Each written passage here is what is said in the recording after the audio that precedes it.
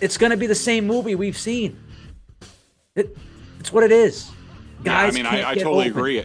I think we're going to see a lot. There's going to be a course correction from last week where Mac got out of control, didn't manage the game. He's going to overmanage the game, and people are going to get mad. He's going to be throwing the ball at people's feet. He's going to be throwing the ball away, and I'm going to hear the boos. But you and I already know what's going to happen.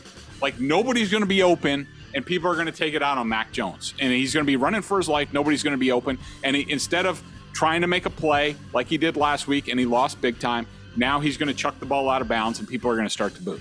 The Greg Bedard Patriots Podcast is brought to you by FanDuel, the exclusive wagering partner of the CLNS Media Network. He's Greg. I'm Nick, getting you ready for Saints Patriots coming up this Sunday. This episode is brought to you by FanDuel, the exclusive wagering partner of the CLNS Media Network, and AG1, the daily foundational nutrition supplement that supports whole body health, and Factor, America's #1 ready-to-eat meal kit, and Odds Are, the mobile app you need to know what bets of the day are the smart ones. Greg, let's start with J.C. Jackson, news of the week. Of course, he joins a team from the Chargers. The trade was made yesterday. Just your thoughts on the addition. I guess I've been out running errands, so you might have seen this. I think he was on the practice field today. Am I mistaken in that? Yeah, not sure. I was doing my podcast. Okay. I think he was on the practice field today. I think that, from people I've talked to, they think it might be a stretch that he plays this weekend. But I think I would not be surprised if he plays this weekend. I mean, they need him to. It doesn't sound like – I think that J.C. Jackson being here is not quite just about, like, Christian Gonzalez. I think it's about Jonathan Jones on where he's at. If Jonathan Jones was coming back and everybody slots down a spot, then I don't think there's the panic that there is to, sort of bring in J.C. Jackson. So I worry a little bit about that. I mean, if you don't have Jonathan Jones coming back this week, which, it doesn't look like it, and I was just looking at the injury report. He was limited on Wednesday with the ankle, which is basically where he was last week. So, look, I think it's good that they got J.C. Jackson back. I don't, and Nick, you and I think are pretty consistent on this. Whether it's about drafted guys that end up someplace else that don't perform, or guys, free agents who came from someplace else that didn't perform. I don't really care what other people do in different systems. Like, I don't care what J.C. Jackson did with the Chargers. It's a different system. I don't know what they were asking for him to do. It's sort of like the Kaiir Elam cornerback in Buffalo, who I wanted for the Patriots in the draft. He's been like a healthy and active for the Bills, a couple weeks. But that's a different scheme. That's a zone-based scheme where when I evaluate players, and including, like, you can lump J.C. Jackson into this, the Patriots, for the most part, are more of a man scheme. At least that's what they need to play to be a good defense. That's how they're constructed. And so if J.C. Jackson or Kaiir Elam are not performing in more of a zone-based scheme, then I don't really care what they've done. And so I just worry about J.C.'s health. And he said with the Chargers that he wasn't healthy, that they knew it. I think we might hear from J.C. Jackson either today or tomorrow. So I'm sure he's going to clarify that, whether he was telling the truth about that or if he was just sort of knocking the Chargers at the time. But, if J.C. Jackson is somewhat healthy, then I think they need him out there. I don't have a problem with Myles Bryant. He is what he is, and anybody expects him to be more than like a number 3 cornerback and, say that he sucks because he's one-on-one with CeeDee Lamb by himself on an island and gives up a touchdown, then that's their business. I don't think that's not a position for him to succeed. But I think that, just Shaun Wade is not somebody I want on the football field at all. So any moves that keep Shaun Wade off the field, like moving Jalen Mills to cornerback, I thought Jalen Mills played well in the last game against Dallas when he got an opportunity, missed a tackle. But other than that, he was pretty good. Then I'm all for it. By the way, practice is still an hour away, so no idea if he's going to be out there or not. To me, to me, the trade was a no-brainer. You didn't give up anything. You didn't have to pay much money. Your cornerback situation is desperate. People saying, "Oh, well, why don't you trade for a wide receiver?" Cornerback is much more desperate than wide receiver. At least you have guys who are NFL receivers on that side of the ball. They're not great wide receivers, but at least they're NFL wide receivers. I'm not walking into a game with Sean Wade, Miles Bryant, and maybe Jalen Mills as my top 3 corners. It was time for desperation. So, guy knows the scheme. He's had success in the scheme. And I agree with you. The Charger stuff doesn't mean much. That defense sucks. Brendan Staley's not very good. And it's a completely different way they approach things. They had J.C. Jackson playing on an island against top receivers. I don't think you should do that. So I think he'll be fine. And even 80% of JC is better than what they have, frankly. The other IR returnees that you saw out there, Greg, we have Trey Flowers, who returned. We got your guy, Cody Davis, and we got Riley Reif back out there yesterday. Yeah, I mean, Cody Davis, Super Bowl back on now that Cody Davis is back. I think getting Trey Flowers back, would be really nice. I don't know where he is conditioning wise. I know it took him a while to get, up to speed with the foot that he's dealing with. But, while I don't expect Trey Flowers before he left here and signed for big money in Detroit, Trey has always been sort of the ultimate professional. And he's one of these guys who just does his job. He's productive. He knows how to win games. He knows how to close games. I think the most significant thing about getting Trey Flowers back is that frees up Keon White if he comes back. And granted, let's also point out that these guys, they're just starting the clock. So they have 21 days to make a decision about these guys, whether they come off IR or they stay on IR for the rest of the year. So it could be, for some of these guys, it could be a week. For some of these guys, it could be 2 or 3 weeks before they are ultimately activated. But if Trey Flowers is activated anytime soon, especially in the wake of the Matthew Judon injury, then the most significant thing to me is Trey Flowers is more of an inside guy. He plays more the Dietrich Wise role, which allows Trey Flowers and Dietrich Wise to rotate there as far as first 2 downs, sub packages. And to me, it moves Keon White even more to an edge role. And for that, I am wholeheartedly in favor of that. I think he has a tremendous potential there to be one of the strongest strong side ends in the league. That means holding up against the tight end, the strong side of the running formation. I think he can be really good at that going forward. When he's gotten exposed, like in this Dallas game, it was sort of the same role that you used to see Dietrich Wise. 3-4 end inside, sort of can't hold up against the blockers and gets erased in the running game, which he did on a 26-yard run. He got completely folded in. I don't think that's his game, at least not yet. I think you put him on the end, then that frees him up. I do think they'll probably still go with Anthony Jennings, a guy who's been in the system, who knows how to set the edge. Nothing spectacular. I could see a rotation between the two of them. Anthony Jennings on the first 2 downs against the running attack. Keon White comes in passing situations to be the end opposite Josh Uche. Who was the other guy who came off? Riley Reif. Oh, Riley Reif. Well, I don't know what to really say about that. I mean, the last time we saw Riley Reif, he was a disaster at right tackle to the point that they moved him to right guard. So where does that leave him? Would they think about putting him? So Cole Strange was limited with his knee again. Michael Winu is not on the injury list. So what we can draw from that, his worst ever game was not injury related, which is a little bit depressing. I think Riley Reif, he'll probably take some time to come off of IR, but do you look at him at left guard instead of Antonio Mafi? I wouldn't do that, but I'm not overly excited about the Riley Reif experience. I don't think it has any sort of impact on this team one way or the other. I just would rather not see him playing on this team. I mean, the offensive tackle spot on the right side has been so bad. I'm actually entertaining the thought of, hey, maybe Riley Reif won't be as bad as Vidarian Lowe. That's how bad it is. All right. How about the guys? And let's also point out, this is the team that drafted him, the Saints. So, maybe he's got a little more gas in the tank for the Saints, where he played for a very long time. All right, how about the guys that didn't return? Jack Jones, Tyquan Thornton, not seen on the field yesterday.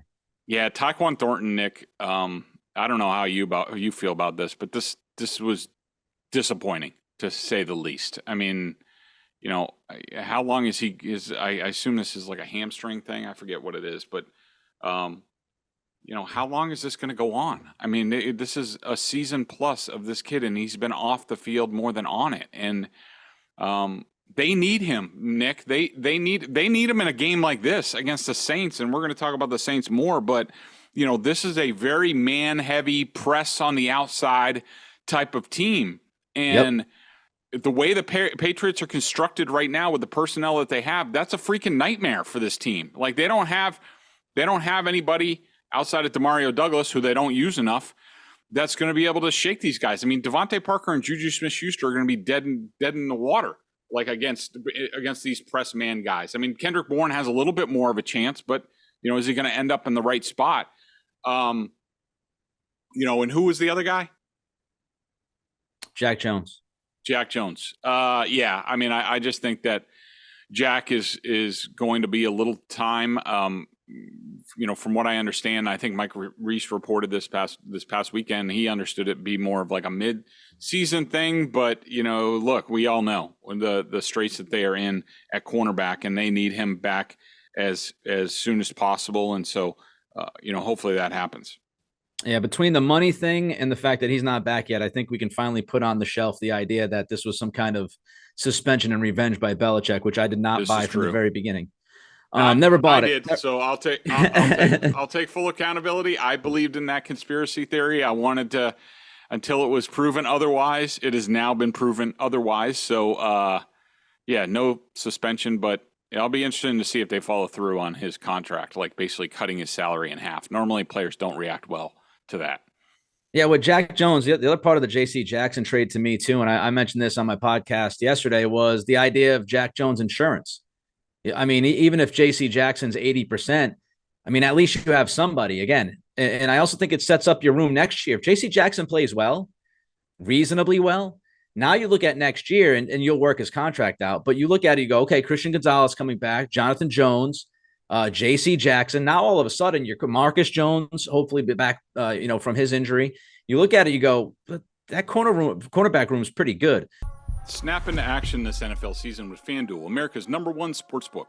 Right now, new customers get $200 in bonus bets guaranteed when you place a $5 bet. That's $200 in bonus bets, win or lose. I love those little suckers, those little bonus bets. It's like free money. If you've been thinking about joining FanDuel, there's no better time to get in on the action. The app is easy to use. There's a wide range of betting options, including spreads, player props, over-unders, and more. So visit FanDuel.com/Boston and kick off the NFL season. FanDuel, official partner of the NFL.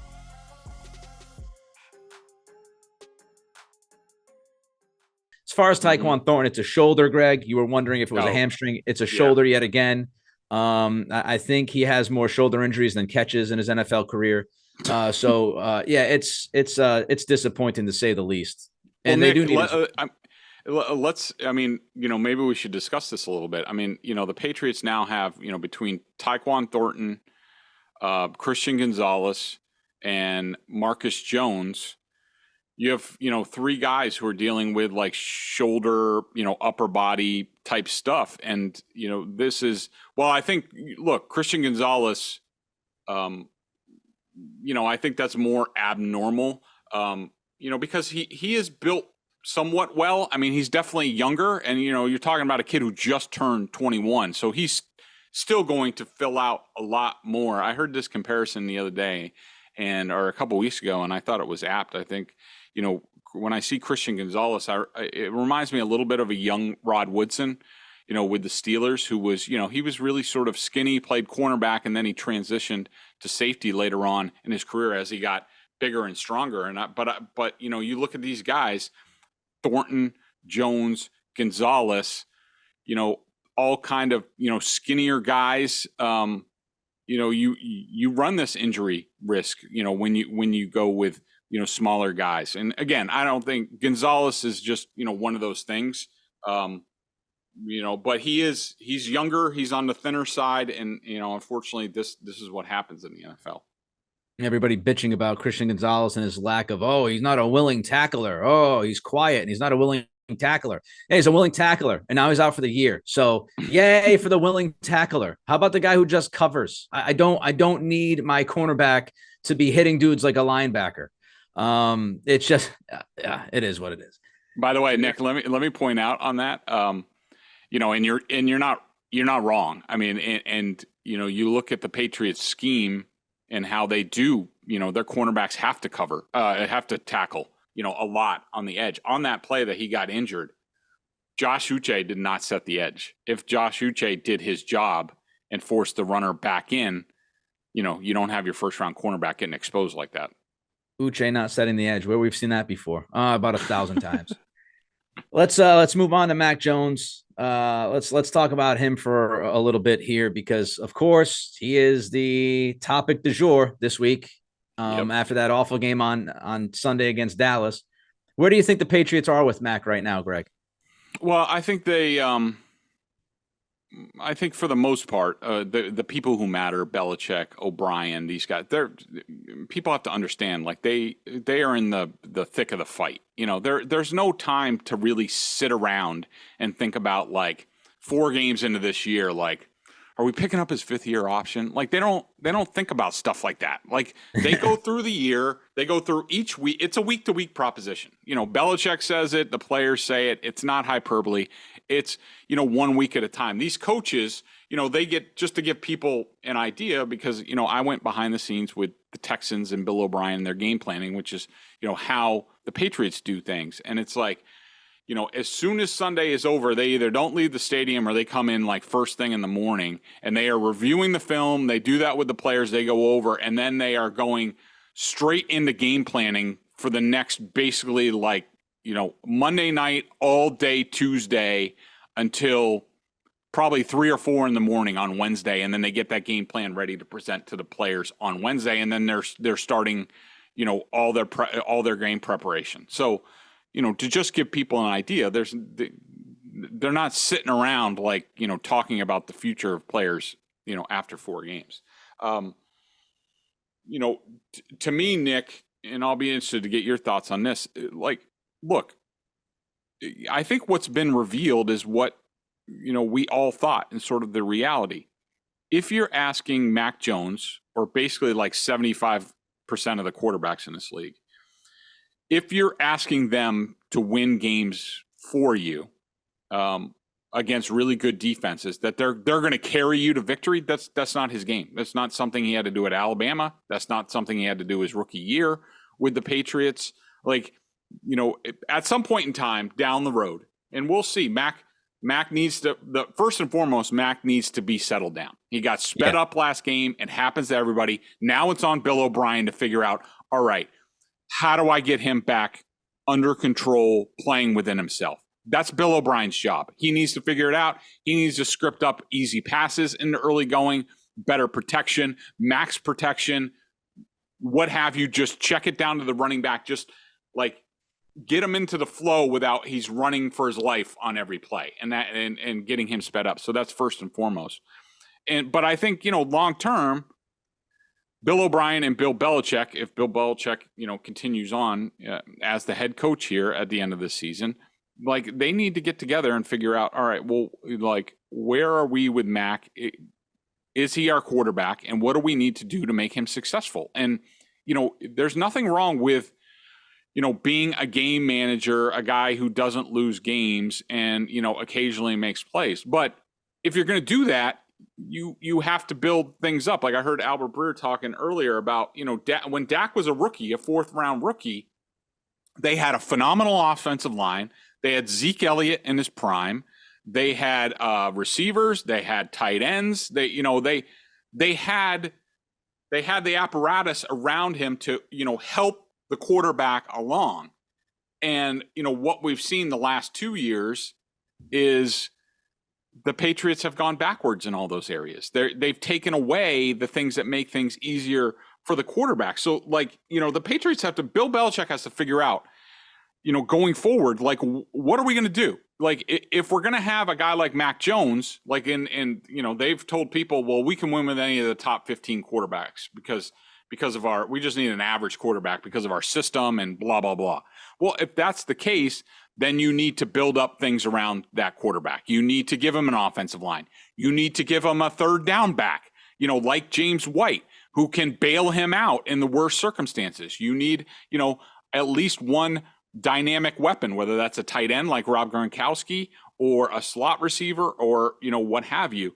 They have to figure out if they're going to do that. If they're not going to do that, Nick, if they're going to make the quarterback have to lift everybody else up, the line, the running game, the receivers, then they need to sell the farm to go get somebody who's, uber talented and do that. I just think those guys are few and far between. But I think, if I were the Patriots, I'm building up, I'm figuring out how I can win with Mac now.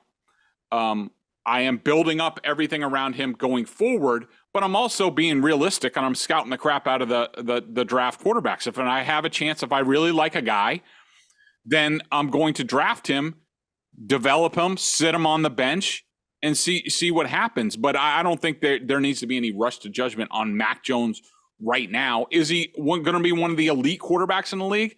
No. There's like 5 of them in the league. You don't have one of the unicorns. Well, you better figure something else out and how to make it work with, the 75% of other guys, or else, you're just going to be losing every year. You drafted a guy who's not special and you're expecting him to be special. It's just stupid. Doesn't make any sense. I've never heard anybody say that Mac Jones is a top 5 quarterback. Never heard that when he was at Alabama. Didn't hear that when he was coming out in the draft. Didn't hear that even when he was a solid rookie, when he had a good rookie season. Nobody was saying this guy is a top 5 quarterback. I love Phil Perry. Respect the work he does. Phil's the only guy that I've heard, at least locally, and nationally, no one's saying it. Phil's the only guy that I've heard say that he thinks Mac could actually be a top 10 quarterback. Everybody else who said that Mac could be a starting quarterback in the NFL said he'd be somewhere between 10 and 15, maybe 12 and 15.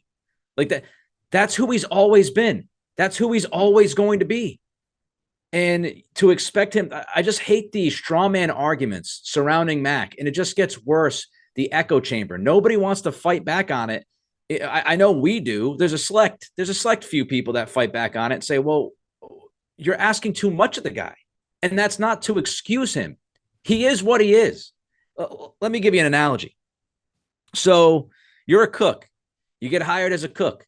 That's your job. That's what you do. You're a pretty good cook. But all of a sudden, the restaurant expects you to be a 5-star Michelin chef. And not only that, they give you a can of Spam, butter, and a fork. Say, good luck, make a great meal. That's what's happening here. Mac's a cook. He's not a 5-star Michelin chef. And you've given him Spam and butter and a fork. Like, quickly, the Patriots have the worst offense in the league. We could look at different metrics, but I'm just going to give you mine. Composite pass protection ranking, which takes SIS. It takes a bunch of acronyms, SIS, PFF, ESPN, 3 analytical metrics, and they combine them. Patriots, 32nd in the league. That's dead last time I checked, in pass protection. 28th in yards per carry.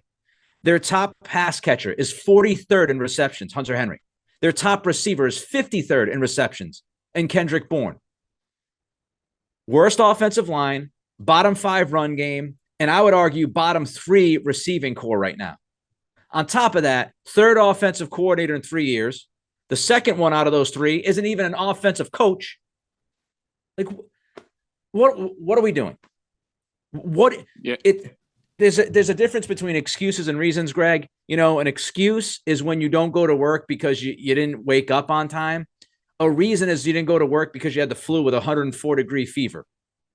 Reasons I just gave you, those aren't excuses. And to expect a quarterback to be great under those circumstances, you have unreasonable expectations for this quarterback.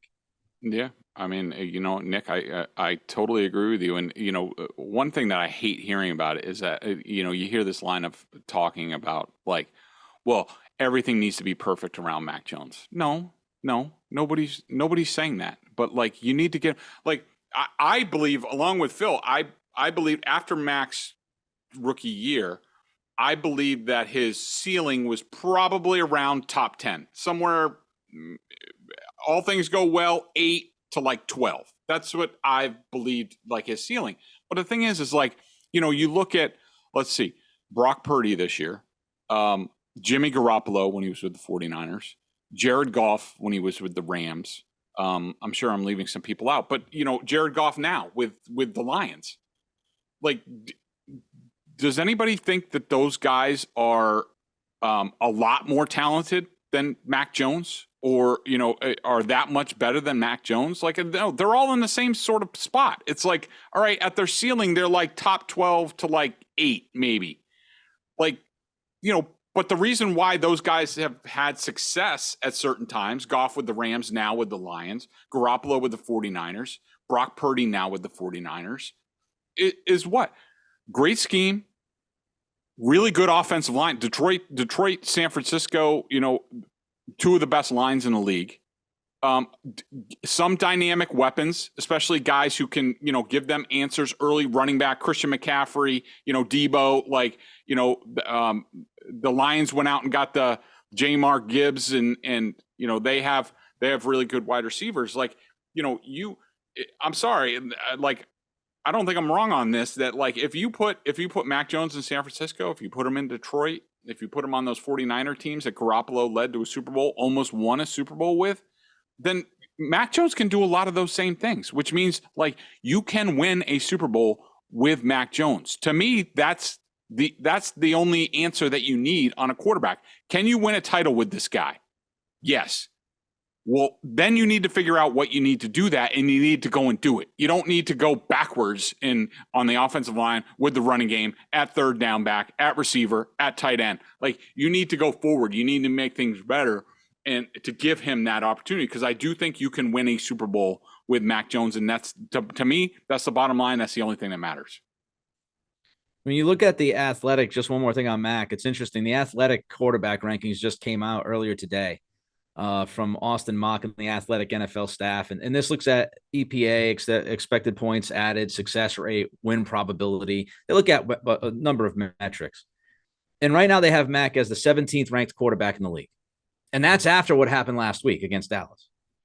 Wow. When you look at other quarterbacks, I can't agree with you more, Greg, about this idea of, that there are all these other quarterbacks that could do a better job. And again, it's a straw man's argument. And I think people just don't, if you sit down and you actually look at the quarterbacks in the league, there aren't a ton of guys that are more talented than Mac Jones. I mean, I'm looking at a list right now. I'm looking at the rankings. Zach Wilson, Desmond Ridder, Deshaun Watson, not 5 years ago, Sam Howell, Ryan Tannehill, Kenny Pickett, Kirk Cousins, Justin Fields, Josh Dobbs, Derek Carr, Russell Wilson, Daniel Jones, Geno Smith, Baker Mayfield. I just named like 14 dudes. So like to say that Mac could be a top 10 to 15 quarterback isn't telling you he's a great quarterback. The fact is, as Greg said, there's like 5 excellent quarterbacks, and then there's the rest. And it's, what does the rest have? Simple. What if there was an app that used AI and machine learning to suggest smart sports bets? There is, and it's called Odds Are. It is a mobile app you need to know what bets of the day are smart ones. Download the app, sign up for an account, and let the latest data analysis guide you through today's point spreads, money lines, and over-unders. I just did it. It's easy. If you see green, that's a smart bet. If you see yellow, you're on your own. If you see red, don't do it. Odds Are doesn't take your bet, it makes you better at it. With Odds Are on your mobile phone, you're a tap away from making a smart play. It's smart betting made simple. Find Odds Are app in the App Store or on Google Play. Get a 2 free week trial. It's just $10 a month after that. But hey, listen to that. That's for the usual people, the normal people. Listeners to this podcast, the Greg Bedard Patriots Podcast, you actually get a special deal. Get your first 30 days of the app free. Just go to oddsr.com/Bedard to download the app. That's oddsr.com/Bedard. 30 days of smarter betting free. We'd call that a winning bet. The casinos and sportsbook want you to bet. Odds Are wants you to win. Go get it. Let's jump to the Saints offense, Greg. Get ready for Sunday here quickly. just your overall thoughts on this unit, led by one Derek Carr. Well, they certainly have talent. That's for sure. I mean, with Michael Thomas is back. Love Chris Olave, the young receiver out of Ohio State. Rashid Shaheed is a speed guy on the outside. Of course, you have Kamara's back from suspension, and he's sort of, getting his legs under him. So you look at them compared to the Patriots, and you're like, all right, well, these guys have weapons. So what's the issue? Why does their offense stink? Their offensive line has been in total flux. They've been a lot like the Patriots in terms of, injuries. Andrews Pete has been dealing with a concussion. Cesar Ruiz, the right guard, he's been out, even though I didn't see him on the injury list. So I don't know what the deal is with there.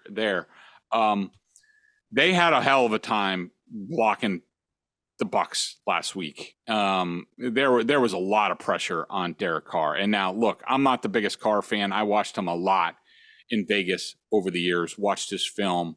I don't think he's anything. I think he's pretty gutless. And, you just need to get him hurried up. It's going to be big. To me, the biggest thing in this game, especially considering where the Patriots are with their with their cornerbacks, I assume they're going to play a lot of zone in this game, selectively double once in a while.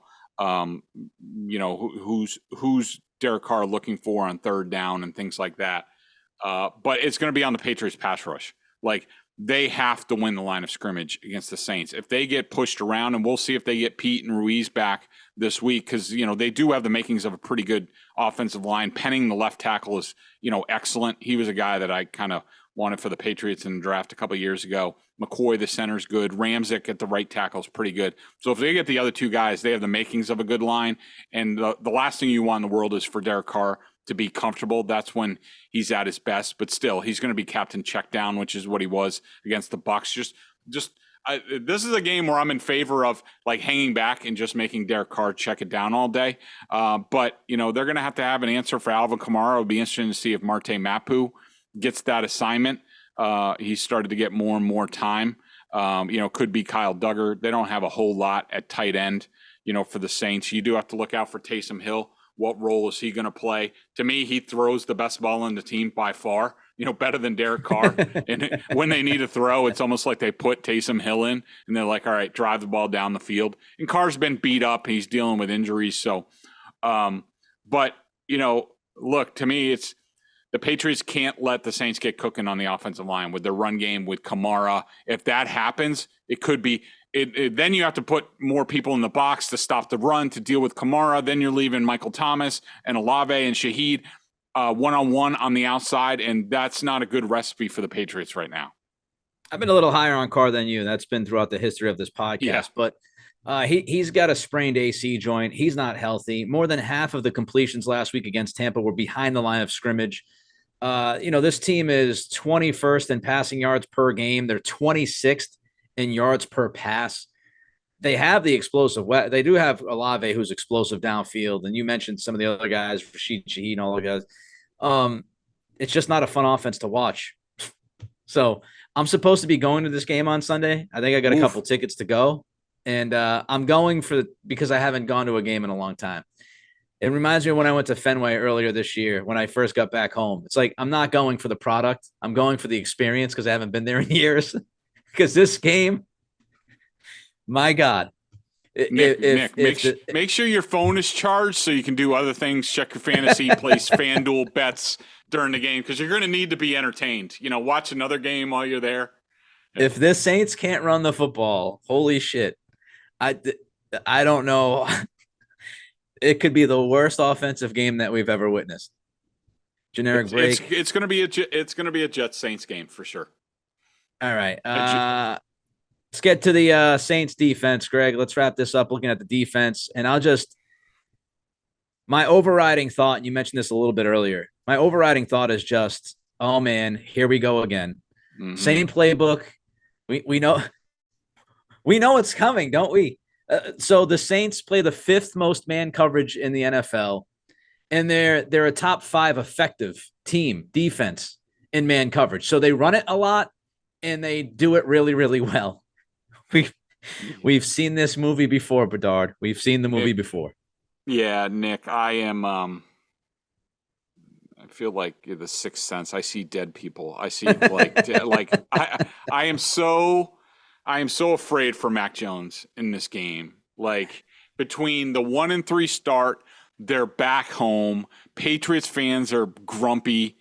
Danny Quincy wants to call me Grumpy Greg Bedard. I'd say I was ahead of the curve, and all of Patriots Nation is grumpy about where things are and where this team is, and especially the quarterback, because, God forbid they don't have a quarterback that rescues everybody and makes Bill Belichick's all his roster moves look, brilliant and things like that. And that's all coming to roost this Sunday.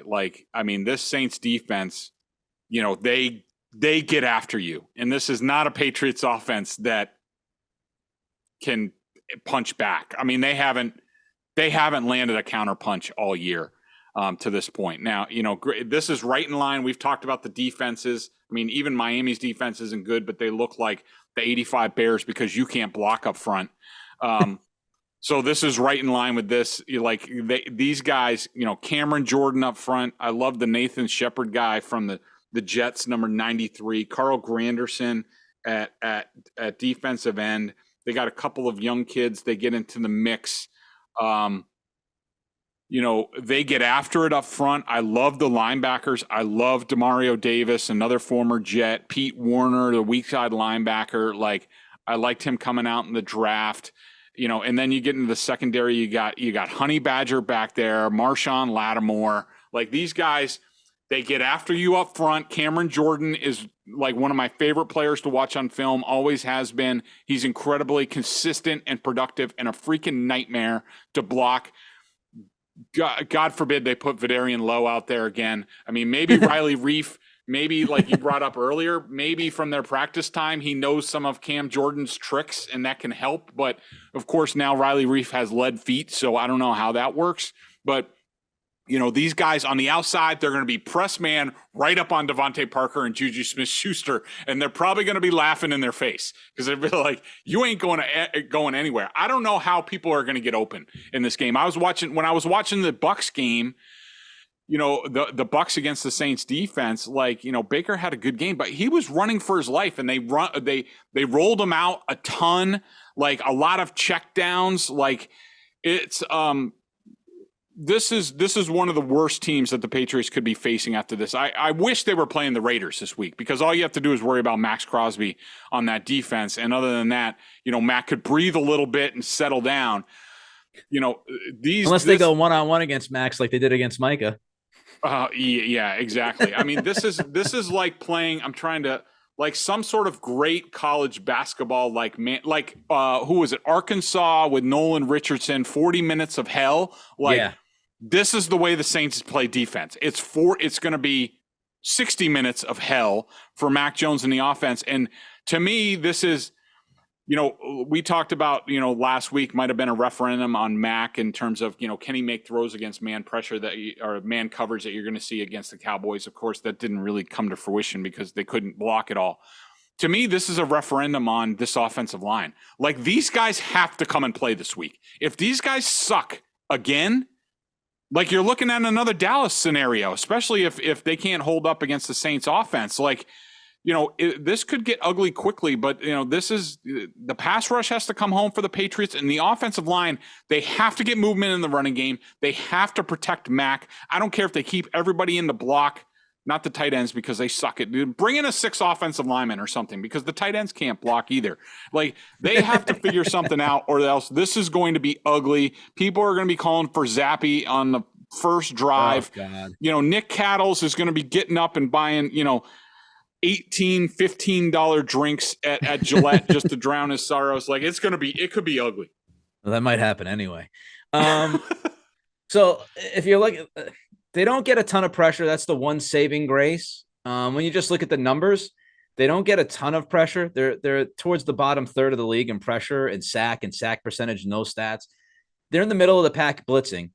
And they just I'm with you, Greg. The problem won't necessarily, first of all, you can look at the pressure rate and all that stuff, like I just mentioned, but if the O-line sucks, the O-line sucks. It doesn't matter. You could play a team that's in the bottom 5 of pressure rate. The way this offensive line is playing, it's still a problem. And then I would also say this might be one of those games. And I'm telling you, I'm feeling it. It's the crystal ball. Mac is going to end up being like stuck in the pocket for 10 seconds at a time because none of his guys can get open. And guess what's going to happen? He's going to be sitting there. And then he's going to have to make a decision, folks. Do I run with the football? Do I throw it in the third row? Or do I try to just throw it to a receiver and hope he makes a play even though he's not open? Mm-hmm. That's what he's dealing with consistently. And so we've seen this movie before. Unless the offensive line blocks, they get some semblance of a run game. Bill O'Brien comes out, gets a little bit creative with bunch formations and maybe plays Pop Douglas more than 18 snaps. It's going to be the same movie we've seen. It's what it is. Guys, yeah, I totally agree. I think we're going to see a lot. There's going to be a course correction from last week where Mac got out of control, didn't manage the game. He's going to overmanage the game, and people are going to get mad. He's going to be throwing the ball at people's feet. He's going to be throwing the ball away, and I'm going to hear the boos. But you and I already know what's going to happen. Like, nobody's going to be open, and people are going to take it out on Mac Jones, and he's going to be running for his life. Nobody's going to be open, and instead of trying to make a play like he did last week, and he lost big time, now he's going to chuck the ball out of bounds, and people are going to start to boo. Before we get to the pick, I'll just say this. Because it's going to be, like you said, it's going to be a referendum on Mac. Everybody's going to be watching Mac on Sunday. Okay? Don't expect numbers from Mac Jones. If you think you're going into this game on Sunday and the numbers, like the counting stats are going to tell you if he was good or not. If you're expecting 250 and 2 touchdowns against this team or 3 touchdowns, I'm telling you, those are unreasonable expectations. The 2 things that I want to see from Mac on Sunday, much better decision-making and habits. Is he breaking the footwork like you've talked about, Greg? The back foot Mac? Is he stepping into his throws? Do the mechanics and habits look better? And is the decision-making better? This is not a Sunday where you can say, oh, he didn't put up 250 and 3 touchdowns, so he stinks. I'm telling you, that this offense is not built that way. And against this particular defense, if you're looking for numbers, you're looking for the wrong thing. Nick, I totally agree with you. One more thing I'm looking for, just the W. Like, I think you're totally right. Decision making, better footwork, and just get a win. People this weekend, if they win, if they escape by 3 points and it's 16-13, people should be happy. It gives them a room to breathe, and now you hopefully build into it the Raiders game. You win again at Vegas, and now you got the Dolphins, you got the Bills and the Dolphins, and so just the third thing is just get the W. I don't care what it looks like. All right, before we get to the pick, this episode brought to you by FanDuel, exclusive wagering partner of the CLNS Media Network. New customers get $200 in bonus bets guaranteed when you place a $5 bet. The line, I've seen this jump around. I saw the Patriots were up, then they were actually underdogs, but we've got them at the Pats -1, favored by 1, over under 39.5, Greg. I'm gonna go on faith that the Patriots aren't going to fall to 1-4. It's probably faulty reasoning. This is going to be ugly. It's going to be brutal. Avert the eyes. Go apple picking. Rake some leaves. And just this is one of these that you just want to see the final score at the end of the day. I think the Patriots win by a field goal. They figure out a way. Hide the women and children. Just look for the final score. Hopefully it's a Patriots win, and then just move on. I agree. I'm going to pick the Patriots for a couple of reasons, and it's more hope, optimism, faith, whatever you want to call it. I do think Mac will come into this game. If you want to listen to my podcast, I don't want to go too long here, but if you want to listen to my podcast today, I actually went into how Mac has handled his worst games. And you might be surprised with how Mac has actually come back and responded after truly terrible games in both rookie season and last year. I think he's going to come out and he's going to have his head about him. I think if he sees pressure, he's throwing it away. I think it's going to be a lot of quick game, hope for the run game, hope for a turnover. I think Derek Carr actually will, he's a little more susceptible to turnovers because I think he's thinking, I got to get going here and prove to people I'm healthy. I think he's going to throw a couple of footballs up for grabs. So I think Mac will be super safe. And I just don't see this team losing their first 3 games at home. Like to start 0-3 at home. I mean, I know they're not good, but 0-3 at home, I think they'll finally win a game at home, and it's going to be ugly. The curse of the lighthouse. it's gonna be ugly. It's gonna be pick the under unless turnovers and defensive touchdowns happen. If we're relying on offenses, this is gonna suck. I think we need some Twitter check-ins from at Nick C Radio during the game. Like just give us a look on your face. Like, all right, point to the scoreboard, then give us a Nick barometer. Like I need to see what you're doing during the game. Be half in the bag by the middle of the third quarter. All right, with that said, try to enjoy the game, everybody. We're back early next week to recap, hopefully, what is not a dreadful football game. He's Greg and I'm Nick. With the busy fall season already in swing, you might be looking for wholesome, convenient meals for jam-packed days. Factor, America's #1 ready-to-eat meal kit, can help fuel you up fast with chef-prepared, dietitian-approved, ready-to-eat meals delivered straight to your door. You'll save time, eat well, and stay on track with your healthy lifestyle. First of all, I got an email saying, be on the lookout for it when it was delivered. It was ready to go. You could tell that it was fresh. These guys know what they're doing. Too busy to cook this fall, but want to make sure you're eating well. With Factor, skip the extra trip to the grocery store and the chopping, the prepping, the cleaning too, while still getting flavor and nutritional quality you need. Factor's never frozen fresh meals are ready in just 2 minutes. So all you have to do is heat and enjoy and get back to crushing your goals. This was my favorite one, loaded bacon shredded chicken with sauteed spinach, green beans, and ranch sour cream. This only has 650 calories. I got the keto option to keep with my diet. There are so many options over there. Basically anything you want to do in terms of dietary restrictions, they can do it. You got to check it out. Head to factormeals.com/Bedard50. That's code Bedard50, BEDARD 50 at factormeals.com/Bedard50 to get 50% off.